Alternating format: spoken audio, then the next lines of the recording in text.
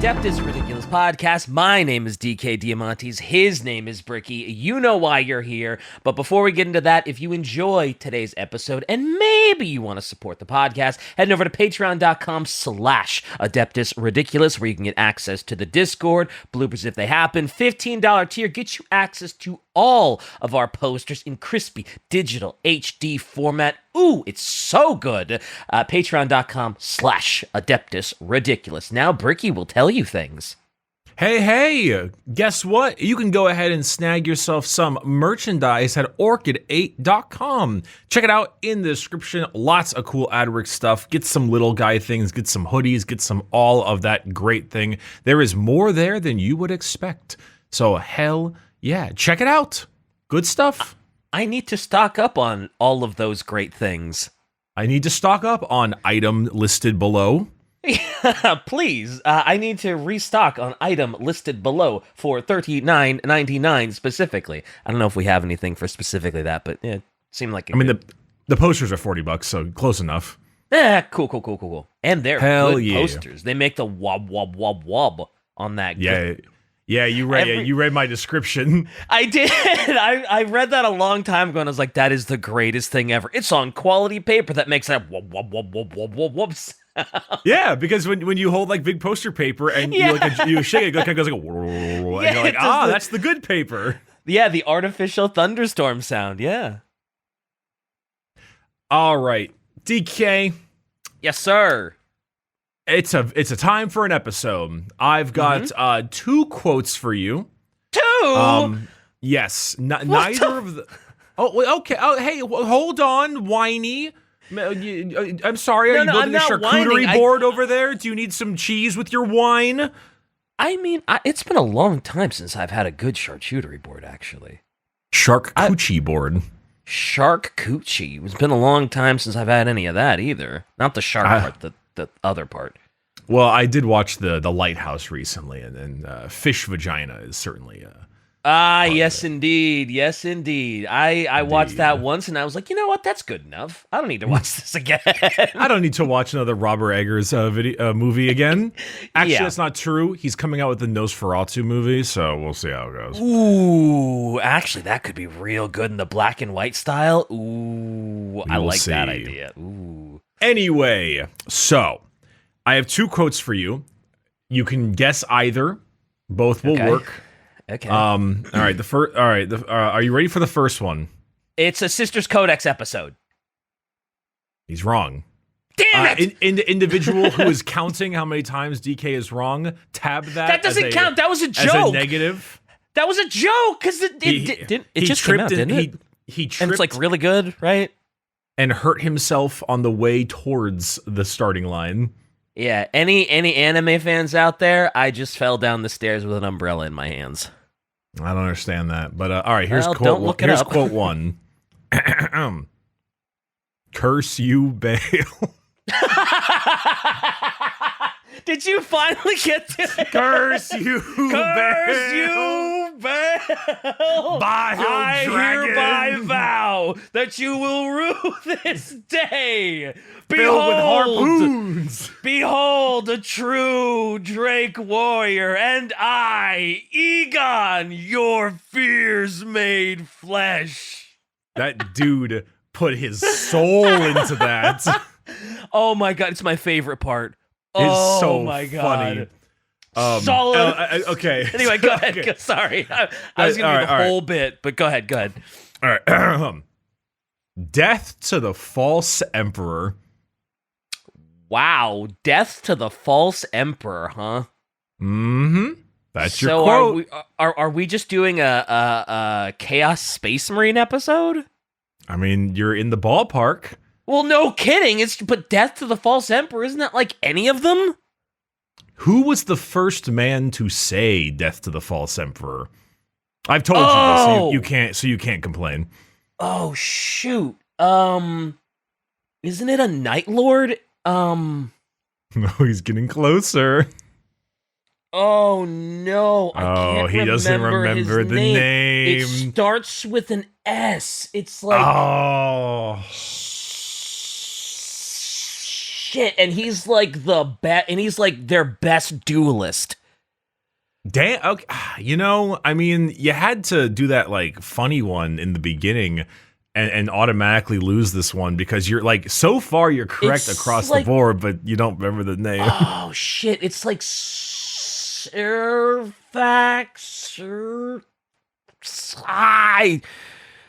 It's too bad. Okay. It's gonna hurt when you. It's gonna hurt. It's Sevatar. Sevatar. I was so close. You were really close. I was like Damn it! I knew everything that he did, and I knew he was in the Night Lord. So okay, all right. I feel like that's a ballpark. I feel like that's maybe not me getting it, but that's like a ballpark. I had to give you a bit more help than I think I should have needed to, but you were certainly making your way. Remember Downtown? Earlier, walking fast. Remember earlier how I was saying that we are going to do a bit more of the first captains, and then we did Typhus, the Stinky Man. Oh, is that what we're doing today with old Sevatar? Yeah, Sevatar is the first captain of the Night Lords. So he is, we did all the Primarchs.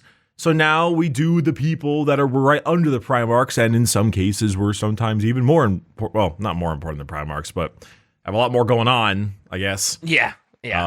So we got Sevatar because, he's a Night Lord and me. Oh, yeah, I was going to say, you were really looking forward to this one, weren't you? I like this one. I do. Shocking. Isn't he like you? I don't know if he's your favorite Night Lord, but, I've heard you mention a certain affinity for Sevatar in the past. It's hard to dislike Sevatar. He's kind of a baller. So we'll start with the beginning. So I've heard his name pronounced in two ways. Some people pronounce it with a J. Some people pronounce it with like a Y. But it's Jago. So it's either Jago or Jago. Depends on exactly how you want to call it. But his name, I'm just going to call him Jago because it's easier. Jago Sevatarion is his full name. He's also known as Sevatar or the Prince of Crows because we're Night Lords. Of course. Very, very cool, very edgy name. Sure. Also in that artwork, it looks like he's got like a pseudo like skeletal like wing on his shoulder that has flesh on it. Yeah, I'm sure he flayed some other creature and slapped it to his shoulder pad. Or those could be human bones, and he was just like, wouldn't it be funny if I just, made it look like bird wings? Speaking of bird, it's Jago! Jago? From Aladdin. Yeah. As a kid, he was my favorite. The angry bird. Yeah. I had sand in places I didn't even know I had. Was it Gilbert Godfrey who voiced him? Yeah, yep, it sure really was. Yeah, Gilbert Godfrey voiced Iago, sure. I don't remember much of the original Aladdin because I haven't seen it in forever. That's hilarious. Anyway, all right. Okay. Well, now at this point, we should just call him Iago because now you got my head all twisted. Oh yeah, he's Iago. He's for sure Iago. Yep. All right. Iago it is. What a Jago badass Sevatarion. portrait! Oh my god, his Cole portrait looks so good. What the hell? Yeah, he's a bit of a he's a bit of a stern gentleman, but he also has a bit more of a personality comparatively because Space Marines can get a little dull, and so what's a good way to give them more personality? Make them assholes, but in a fun way. Fair enough. Sure. Make him kill an Eldar child. Give him a little class. Yeah, give him a little clout. Oh, he's a clout chaser, is he? Uh-oh.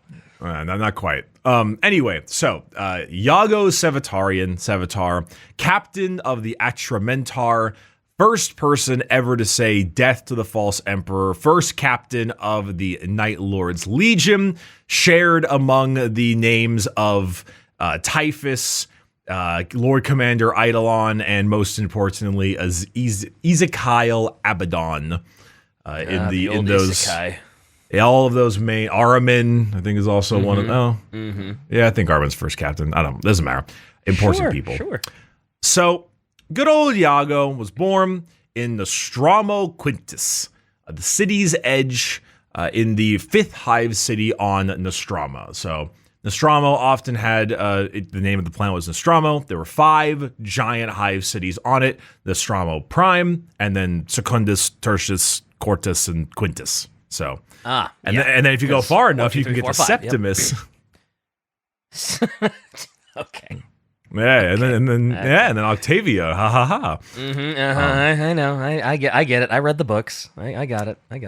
I know you did. I didn't laugh, forced you but I got to. it. didn't laugh at it, but I got it. So good. I'm not laughing, but I get it.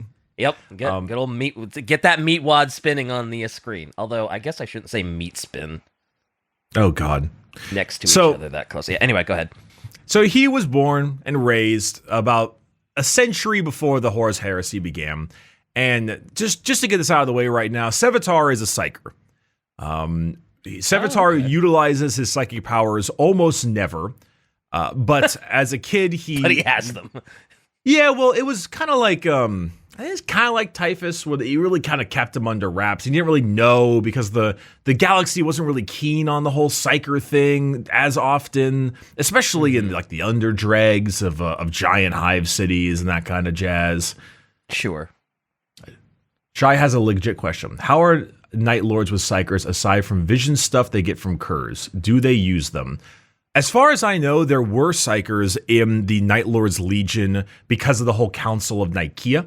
It's actually a little part after the Council of Nicaea where Sevatar and another chief librarian, I think, get into a kerfuffle, and he gets blasted by the librarian into like a command throne.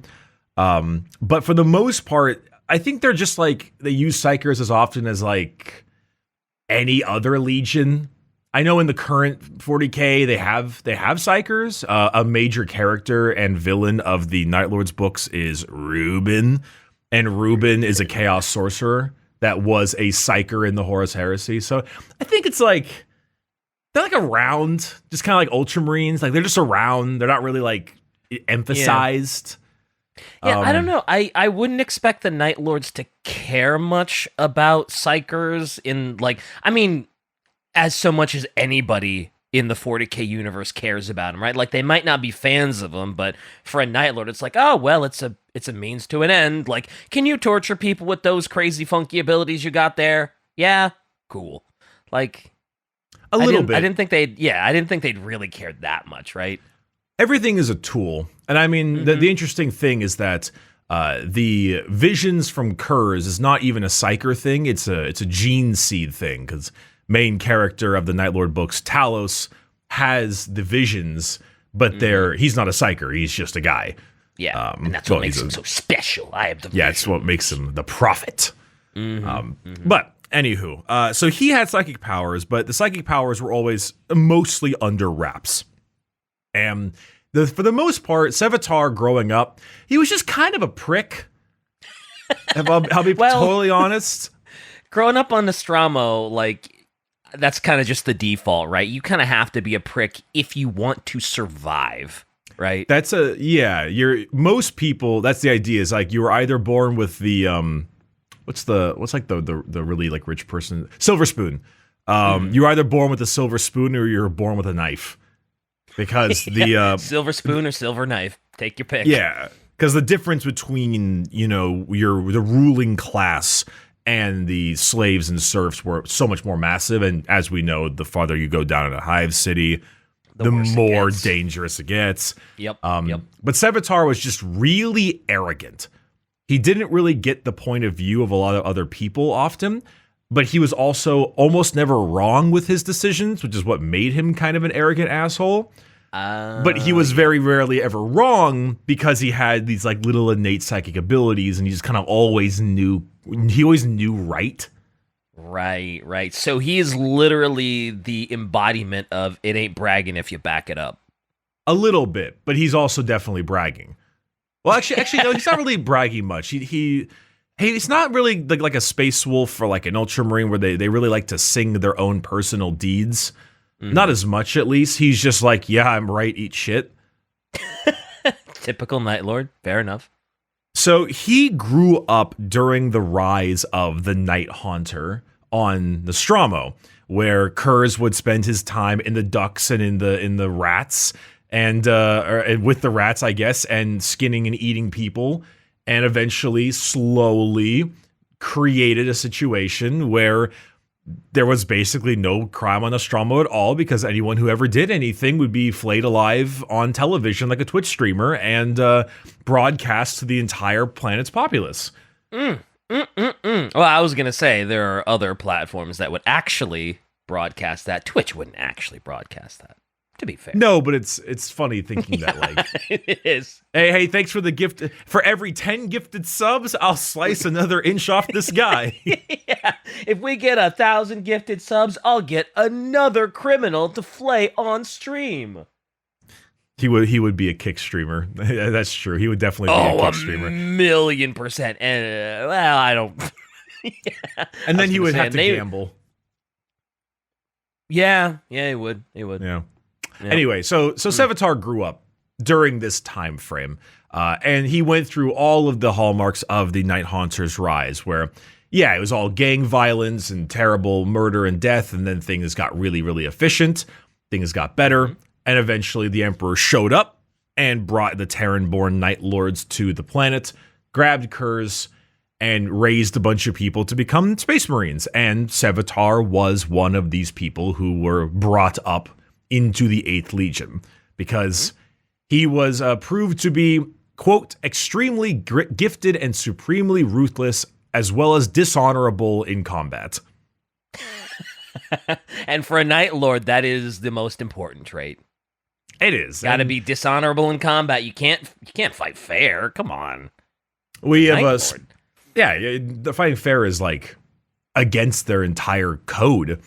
Yeah. The whole point is to prey on the weak and then don their armor with things that make people more scared of you. So God, their armor's so cool. God. It is really cool. Some people think it's too busy. I think they're half right. It's just so like silly in a way. Like the Batwings are really silly. They are, but they just add a nice pop of color and silly. But I really dig them. There's some goodness to it. There's a lot of fun. There's a lot of good traits to it. There's something at least you'll like, whether it's like the lightning or the skin or something. But Sevatar, for the most part, kind of suppressed his psychic abilities for a pretty long while. But he was always just very intelligent, often, and assumed because of his psychic ability, he was often right about everything. And he, like the Night Lords, was... Sevatar's a hard person to describe because he is a Night Lord through and through. He is a Nostraman-born Night Lord. Worst of the worst. He is the worst of the worst. But he's also, like, he kind of embodies the weird, sick sense of justice that Curze tried to upbring a bit more. He's still a Night Lord. He does Night Lord things. He is not a good guy. Let's never get that conflated. Well, he is a Night Lord, so... He is a Night Lord, but he has that weird kind of character arc where, with time, he was the arrogant kid, and eventually he has that weird sense of justice where... Yeah, is he gonna, like, skin people alive? Sure, but god darn it, those people kind of deserved it. Okay, so he's doing despicable acts, but he's doing despicable acts for the quote-unquote right reason, and he's doing it to the quote-unquote right people. Right, so very often you'll notice that Night Lords tend to not much care who they are murdering and flaying. Yes, if we read the Night Lords trilogy, and very oftentimes they do not care at all. It men, women, children, Xenos, whatever. If you're alive, they will skin you. Yes. Right, and don't get me wrong. That's the quote. That's the quote. Oh wow! Do you want me to read it or? I mean, I think I've read this quote already before, but okay. I mean, for the most part, I mean, it's hard to describe because it's long, but it's you know what? Go ahead and read it. I talk too much. Okay.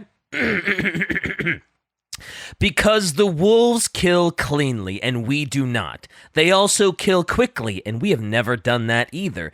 They fight, they win, and they stalk back to their ship with their tails held high.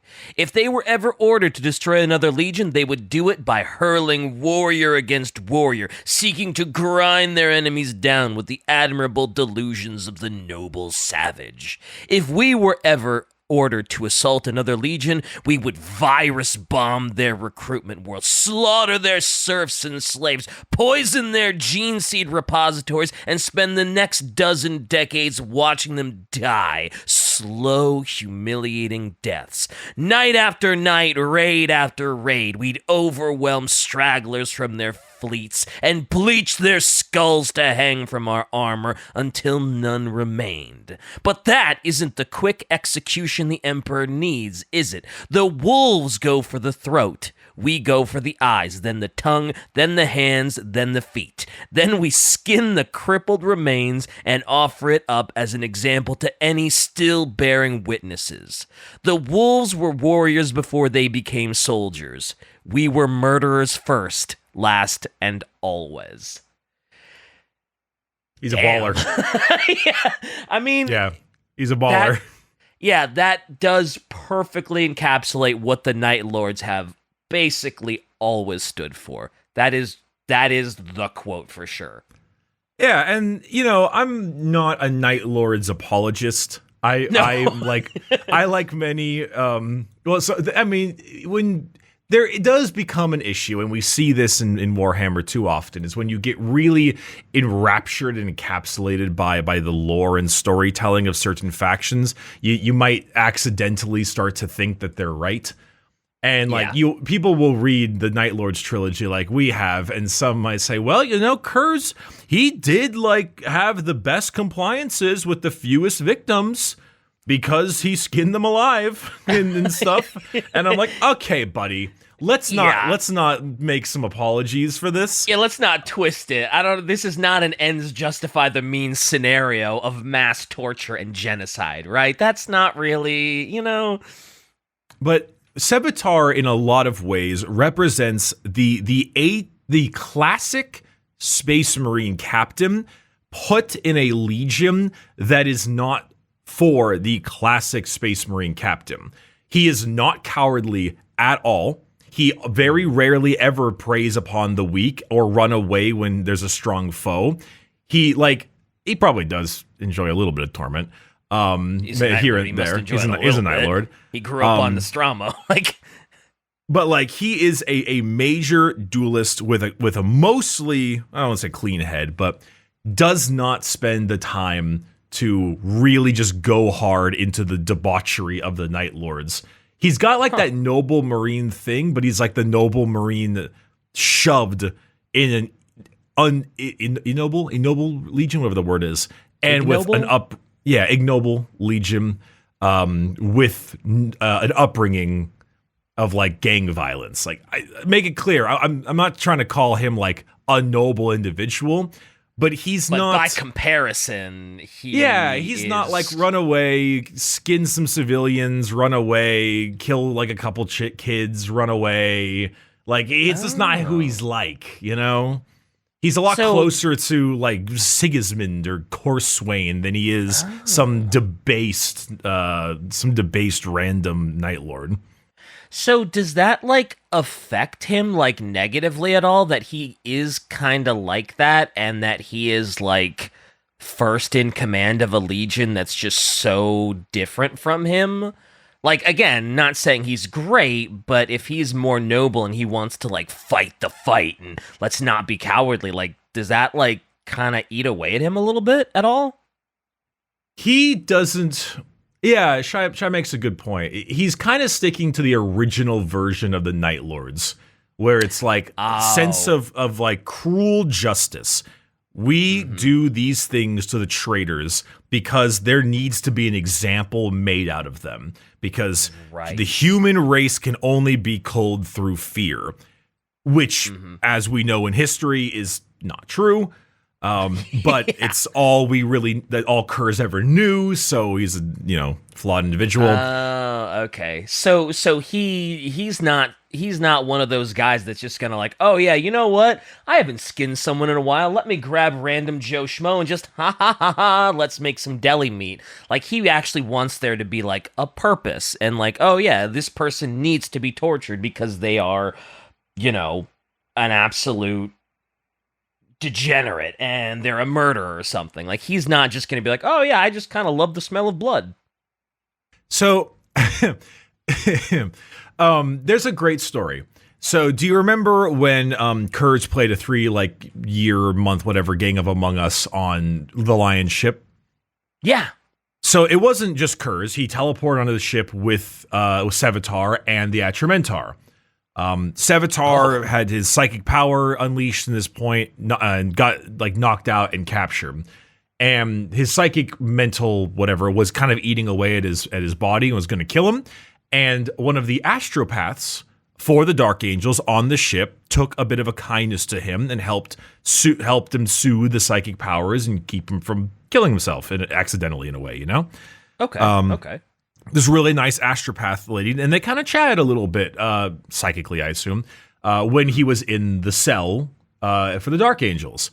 Eventually, the master of the choir, the master of the astropathic choir, found out that she did this and broke her spine, and I believe permanently paralyzed her in that way for helping a traitor, a Night Lord, sure, a Night Lord. So during the a prisoner transfer, Sevatar escaped, found the choir guy. Oh boy. And then strangled him to death very slowly, doing this whole like, I am justice incarnate, I am vengeance, I am retribution, and I surrender. And like, as after he murdered this man, he just put his hands up because the Dark Angels were back, and he's like, I've done my job. You can put me back in the cell. I'm chilling. Don't worry about it. All things considered, there are worse ways to go when a Night Lord with a vengeful spirit gets a hold of you. Like, granted, it was not pleasant, but like, out of all the things a Night Lord could do to you, a slow strangling, not the worst thing that could happen after you broke his friend's back and paralyzed her permanently. I mean, he took a pretty. Okay, so again, I'm not saying that's what an easy way to go. Like that still sucks, and I'm sure he still suffered to his end. But I'm just saying, like, just with the way Night Lords are, it could have been a lot worse, right? Okay, yes, you are correct. But Sevatar also didn't have a lot of time, so he was making the. Oh, that's true. He was getting the highest DPS of torture per minute he could hit. That's true. It's not like he had a bunch of tools with him. It's not like he could take him back to his flaying chambers or something like Talos has. That's true. He just, on the spot, that's probably the best he could do and just really savor it, right? What's hard to determine and talk about with Sevatar is that it's hard to like put him in a character archetype box because the guy is a very complex. And because he's complex, it's like, if I called him noble, I'd be wrong, but he's more noble than the other Night Lords. If I called him just like a senseless murderer, I'd be wrong, but it's not like he hasn't done a little bit of senseless murder. It's hard to probably put it together. There is one dynamic. He is dynamic. There was really good passage between him and Curze, which I thought was really fun because Sevatar often gives Konrad Curze a lot of shit. Yeah, I would imagine Curze does get a lot of shit. Like, and I am sure that Sevatar is the only one with the balls to do it, because that's Curze. So yeah, I could see that. So Sevatar was kind of giving Curze a bit of shit for how he handled everything. Mm-hmm. So he's kind of gesturing to the streets of Nostramo Quintus and is like, where's the nobility in any of this? You claim a savage nobility, father, but this is far more savage than noble. It says, Curze's pale lips peel back from his filed teeth. There was no other way. No? Sevatar answered his father's snarl with a grin. What other ways did you try? Answer me, Father. What politics of peace did you teach? What scientific and social illumination did you bring to this society? In your quest for a human utopia, what other ways did you try beyond eating the flesh of stray dogs and skinning people alive? Damn. Got him. Curze says like it was the only way again with punctuating each word. Sevatar laughed again. The only way to do what? The only way to bring a population to heal? How then did the other Primarchs manage it? How has world upon world managed it? With resorting to butchering children and broadcasting their screams across the planetary Voxnet. Damn. I mean, he's got a point. Like, that was how he was raised, right? Because Nostramo's been shit. But yeah, I mean, that's kind of what his default was. He didn't really try anything else. It's the only thing Curze knows, because it's the only thing Curze ever learned. And so, yeah, even through all of this, he stays, like, fiercely loyal to Curze. Because it's still his gene sire and all of that kind of stuff. Damn. So Sevatar's a badass. Like, yeah, I mean, he's not just like, oh, look how cool I am. He's like, he's also fiercely loyal, but if he sees that old Gene Papa is like, you know, not right, he'll still speak up. Like, that's pretty cool, actually. When Curze went to Nostramo to blow it to bits, to like actually exterminatus his own home planet and Sevatar's home planet, certain ships would not fire upon Nostramo, and they refused to do so because, like, it's their home. And whenever that happened, Sevatar and his Terminators would teleport to their ship and say, get doing it, or else you're a traitor, and you know what we do with those people. And I'm sure they were like, yeah, okay, fire, yep, yep, Well, they may just kill them all, but yeah. They might have, but yeah, damn, that is some fierce loyalty. Like, even if you don't agree with him, just being like, oh yeah, that's, we follow him, we do it. I might not want to see the planet destroyed, but hey, Curze said we got to do it, so, you know, damn. Here we are. You want Sevatar as your first captain. Like, that's kind of the guy. I mean, very few people, I mean, he has every first captain was fiercely loyal, mostly, to their Primarch. I mean, it's a Primarch Space Marine dynamic. Yeah, it's true. That's true. But Sevatar is really, like, it's interesting to see how much shit he gives Curze, and simultaneously, one, lives, and two, you know, still remains so damn loyal. If you'd like to, you can read the quote that Shai posted. Oh, okay. He describes his own character in this quote: because we are brothers, we've seen Primarchs die to blade and fire, and we've seen our actions set the galaxy aflame.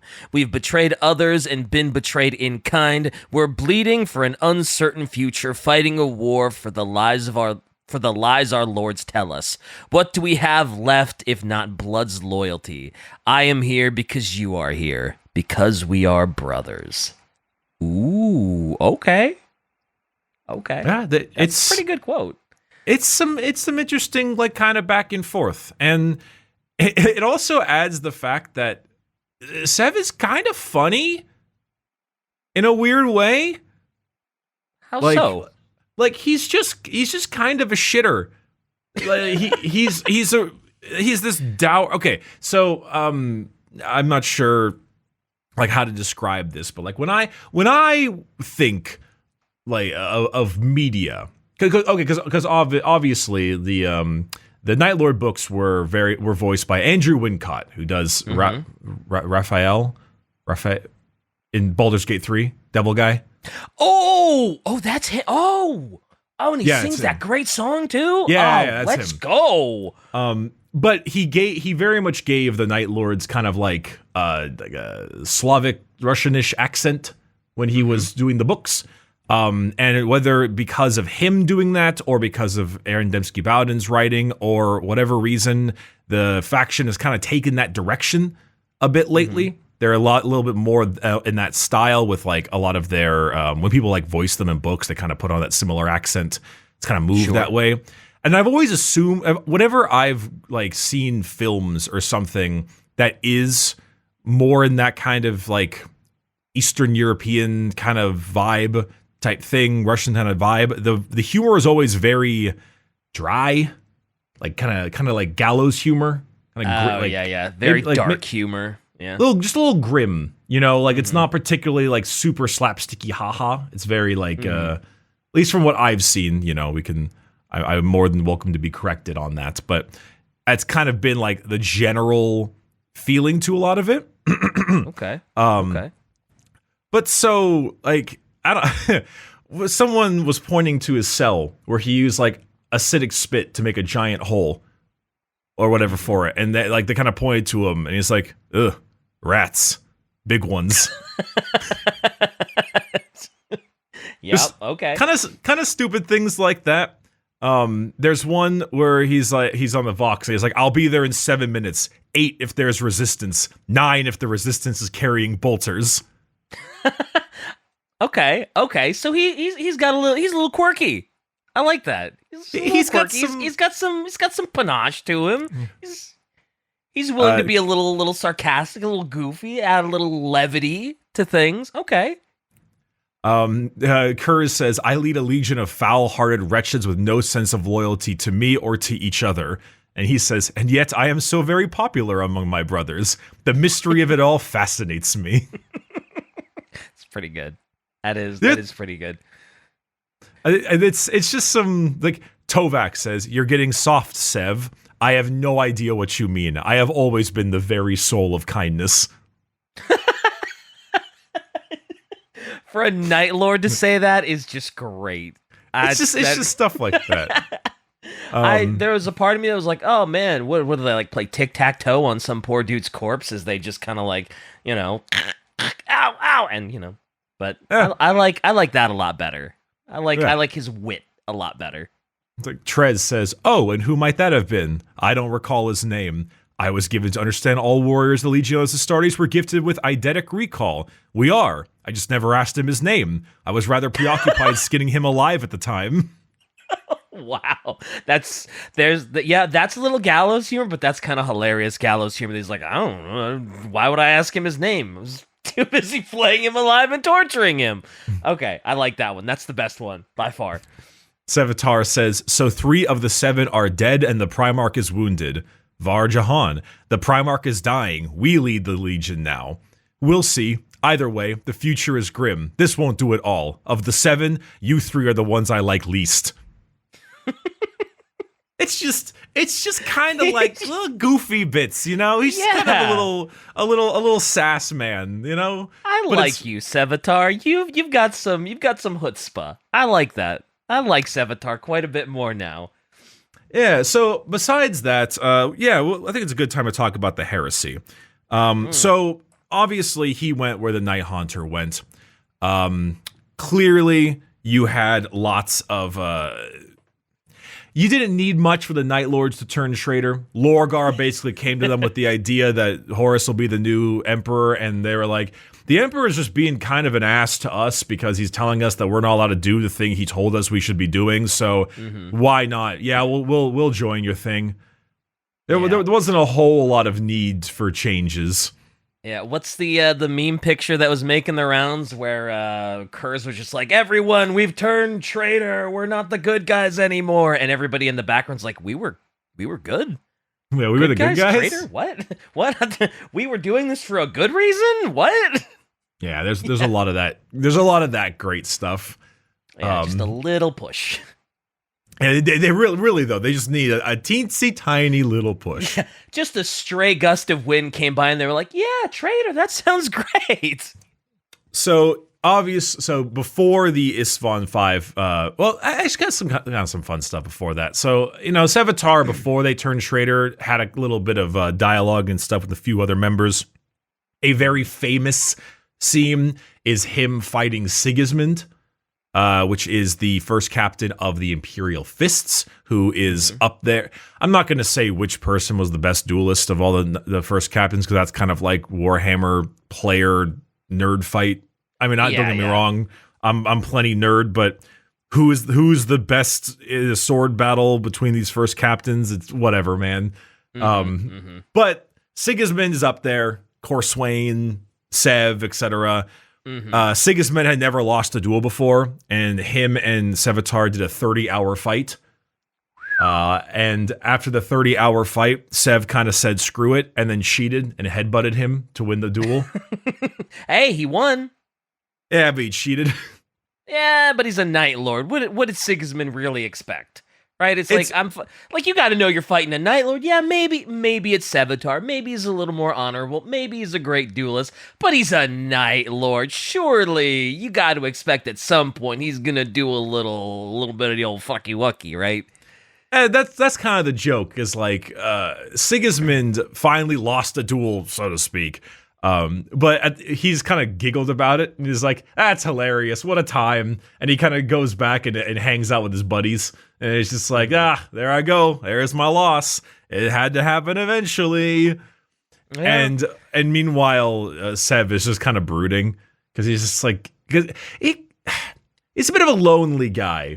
He doesn't have that like rapport with his brothers, and so he sees that kind of thing. And he's like, oh man. I would have figured he would have been pretty well liked among the Night Lords. He is, but they're not necessarily like super buddy. I mean, shit, man, you read the Night Lord books. Yeah, I was gonna say when you think about it, yeah, I guess Night Lords aren't exactly let's go have a beer and hang out and chill after hours, guys. It's like, well, no, everybody just wants to backstab each other a little bit, and yeah, okay, that's fair. Yeah, First Claw kind of hated each other, sort of. Kinda. Minus like Talos and Zarl. Pretty much, yeah. So Sigismund was just like, oh yeah, it's chill, it's cool, and I guess Sevatar to some degree would be like, man, I had to cheat to win that. God damn it. I think he just kind of wanted to have like that kind of group, those kind of groups of folks. I don't know. I don't know if he was really like, oh man, I had to cheat. I think he's just like doing the cheating is whatever. But that's one of the big things that happened in kind of the past. But Horus Heresy arrives. If you remember from the first Heretic novel, Sev is there with the rest of the group. He does his like Death of the False Emperor before Istvan V massacre. Yep. He is down there. He fights the folks, does the usual, helps do the horrible betrayal, lives a great life. His best life, yeah. For Sevatar and a Chaos Space Marine and everything, yeah, it is probably his best life, sure. He was living his best life. Though the fight afterwards was something called the Thramis Crusade, which is basically where Horus is like, hey, Night Lords, go hold back Lionel Johnson for as long as you can. Because... Okay. Good luck. Well, yeah. I mean, like, it started off with them, like, bombing a bunch of small human manufacturing centers because they're Night Lords. Of course, sure. And then the two of them fought a bunch of Dark Angels. They kind of came to a parlay, and they were like, all right, Curze and the Lion and 2 bodyguards each, go down and like chat it out or something, because things aren't working great. Yeah, let's have a chat with Konrad Curze. I'm sure that goes great. And this is Lionel when he is still at his most intolerant. So this should be great. This should go swimmingly, right? Oh, it goes about as well as you'd think. Corswain asks if Sevatar's mom fucked pigs, which is a good start.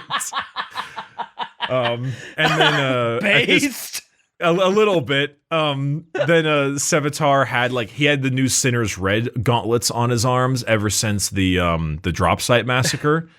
Oh, and fair. There's a great little quote there where he was talking about the Sinner's Red, and it's like, these are for either for traitors or fools. And he asks, which one are you, traitor or fool? And he's like, both. Yeah. That's me. Yep. Mm-hmm. So it turns out talking doesn't go to plan, and shocking. They start fighting. What a shocking development that it turns into a fight. It's like a contract signing in WWE. The only way to go is it's going to turn into a fight. Sure. It's always so funny. I have to imagine that, like, in a fight between Lionel and Curze, Lionel beats the shit out of Curze. At this point in time, anyway. Curze is one of those weird folks, right? Where very often, like, you might think, oh, well, Lionel Johnson, like, insane duelist, like, he's the knight, right? But there is often a funny thing that you got to remember. The dude can see the future, and that makes him really good at fighting. Well, I guess that's true. He does have the future vision, so yeah. Also, like, this is another thing.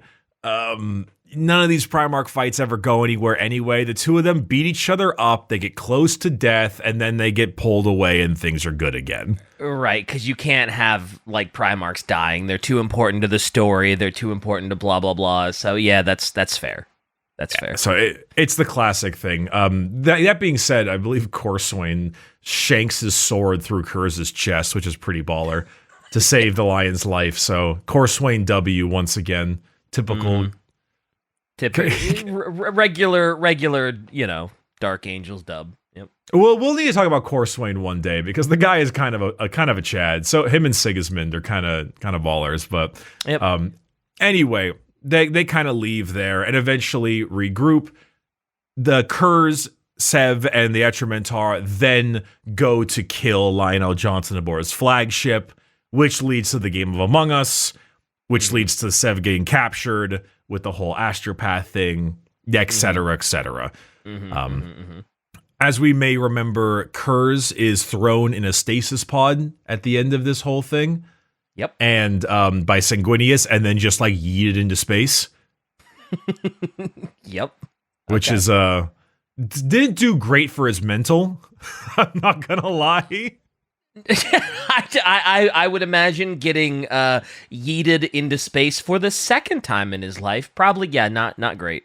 Not great. No, not great. The rest of the Night Lords, though, specifically Sevatar and folks, ended up escaping the ship and various other craft and getting out of Lionel Johnson's place to go fight back in the Siege of Terra on the final battle of the Horus Heresy. This is kind of where Sevatar's story ends. The thing about Sevatar is that he is in a lot of the Horus Heresy books. He's a major character, not a major character, but he's like a side character in a ton of them. He's always popped around. There's a couple books about him, or minimum one book, but he shows up a ton in other books. He's all over the place and that kind of stuff with his sass and all of his good traits. But we actually don't quite know what happened to Sevatar. It's assumed he died during the Siege of Terra, the final battle of the Horus Heresy. And he was succeeded by someone named Sahal, which you may remember them arguing about in the books. The name sounds familiar, but I can't remember anything that they specifically did. I can't remember an argument, though. It's like a couple throwaway paragraphs in one of I think the third or the second book. Basically, like Mercutian and Syrian are arguing about Sahal because he's Terran-born and not Nostramo-born.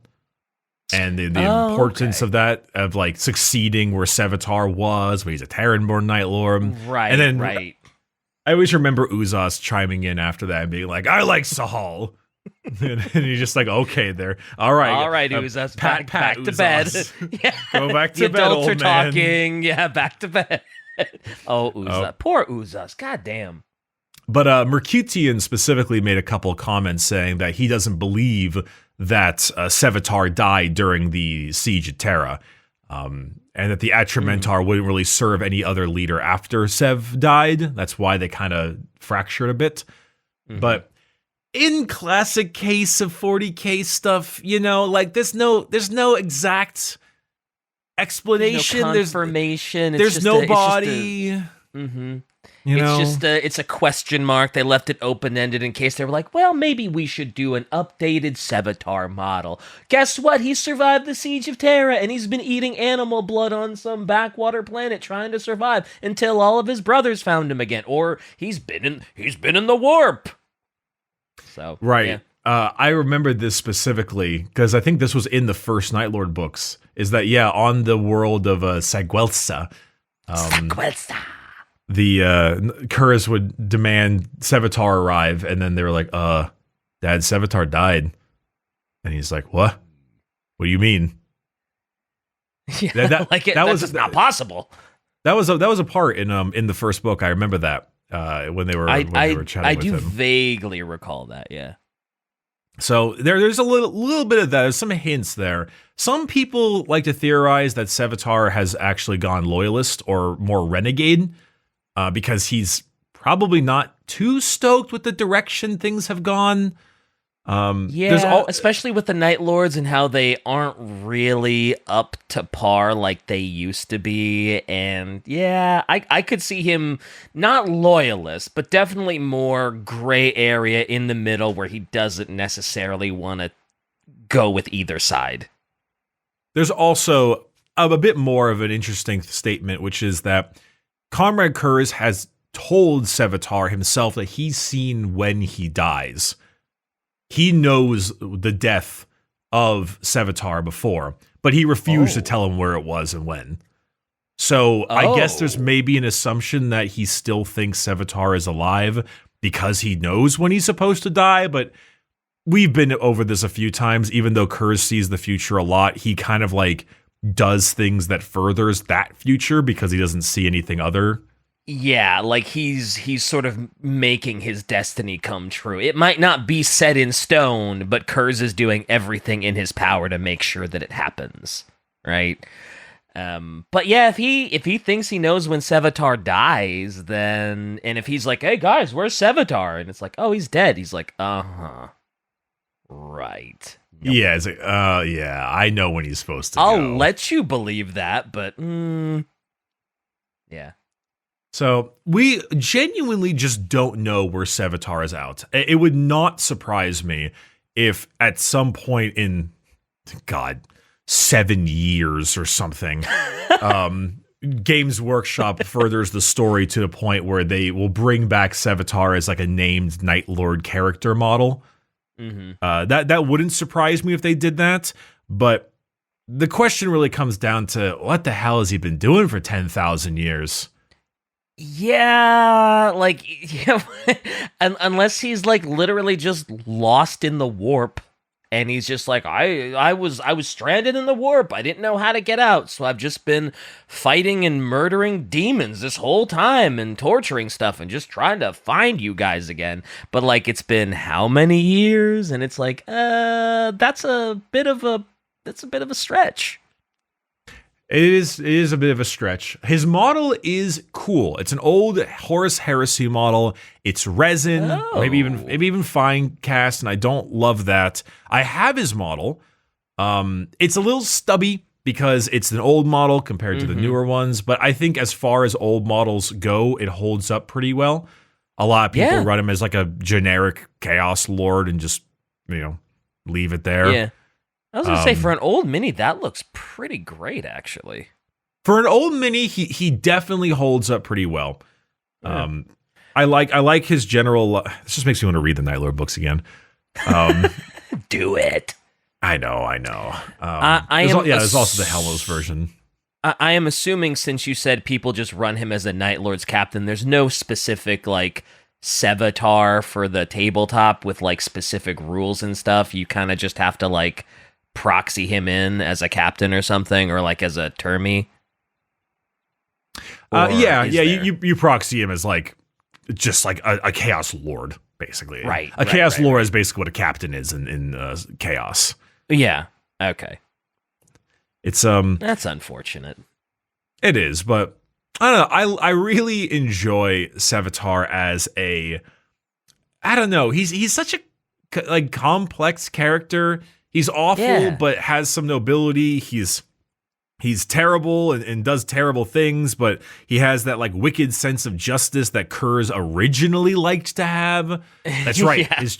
That's right. He has a chain glaive called Knight's Whisper, which is super fun. Ooh, okay. GWs, sometimes their naming schemes are just perfect.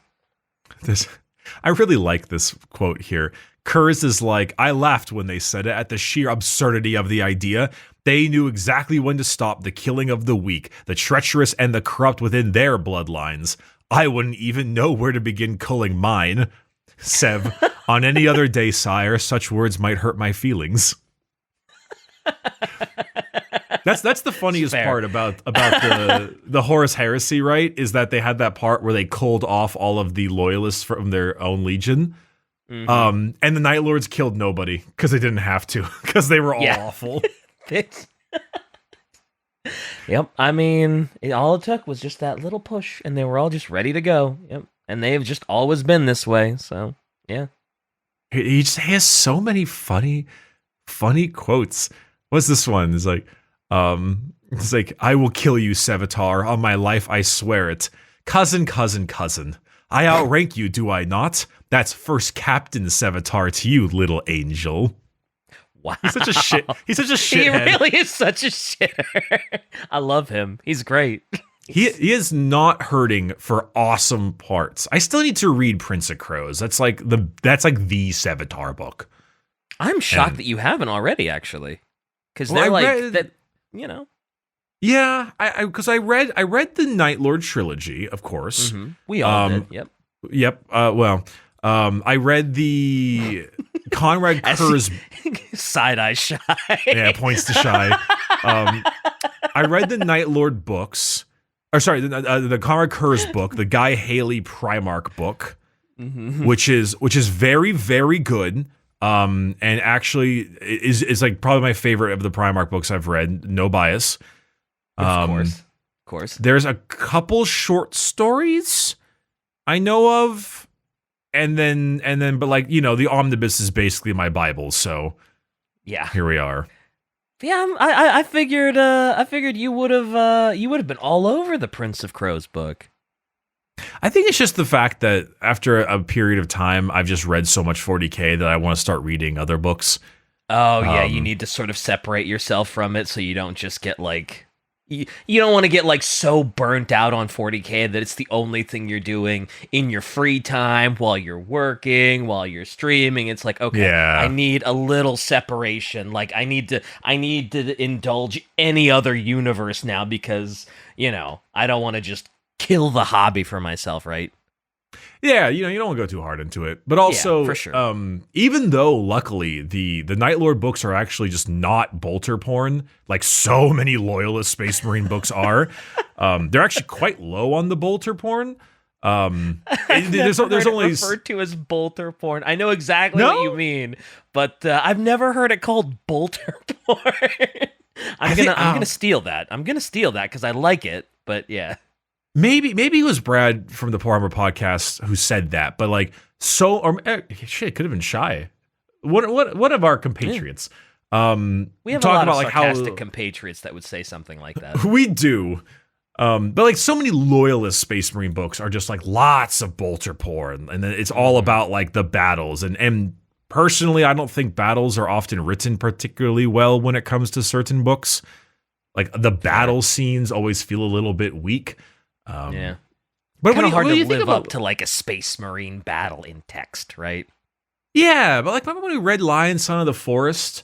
There's like 3 battle scenes in the whole book, and like the best parts of the book are when Zabriel, that Giga Chad, is like going to find other random people hiding. You know? Yeah, it kind of is, because there's always that kind of tension of like, oh, will they accept? Or do they think that he's there to kill them? Are they going to jump him? And yeah, and just the interaction between them is way more interesting than any fight they do. Yeah, Shy gets it. Chapter 1. Daka. Classic orc book, yep. Mm-hmm. You are in our space. Identify yourself, shithead. That is not Imperial Protocol. That is not. God, what a great book. Sevatar. To our viewers, like 1 hour obviously does not do Sevatar justice. You know what?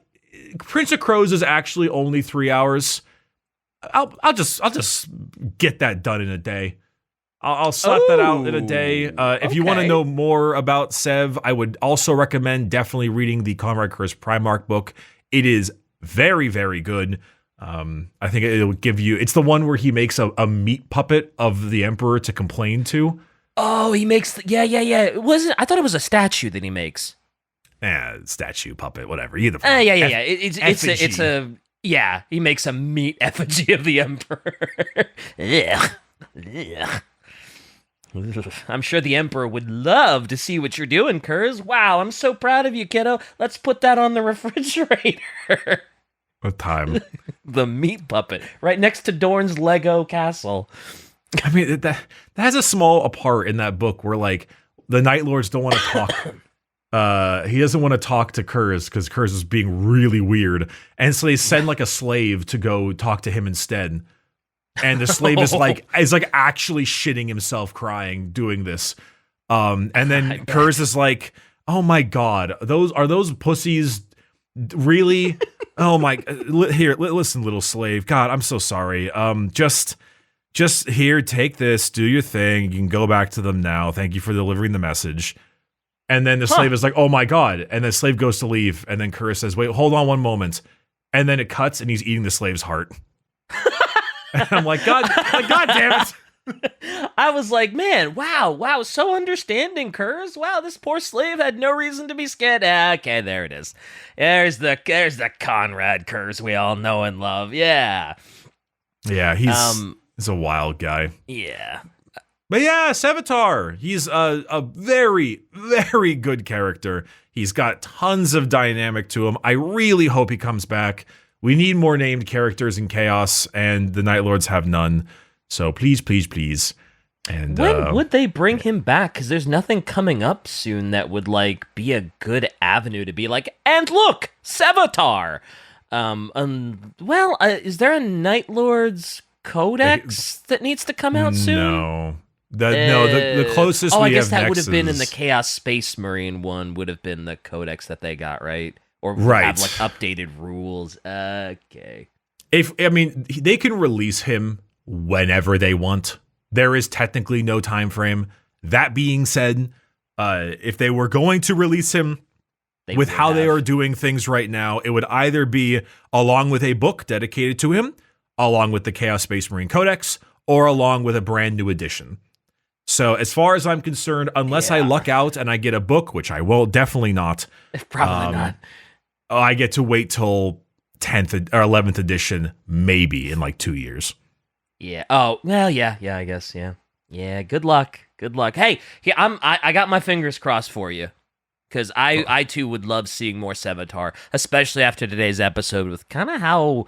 I kind of love how much of a sarcastic shitter he is. Like, all the other stuff is great, but I do love me a sarcastic shithead. He's got that dry kind of curtness to him that I really like. So yeah. In a faction of people that are maybe a little too serious about and a little too drab and whatever, it's nice to have like a sarcastic huckster. I like him. I mean, I will always remember the best part of the first Night Lord book, which is. Where are these people coming from? They're probably the gunnery deck. Zarl, never satisfied with answers, grabs someone, looks him in the face, and says, "Are you from the gunnery deck?" It just blows it up. You love some Gallows humor. Thank you for joining us it. on this episode. Death to the False Emperor, in Midnight Clad, Ave Dominus Nox, etc. Ave Dominus Nox, y'all.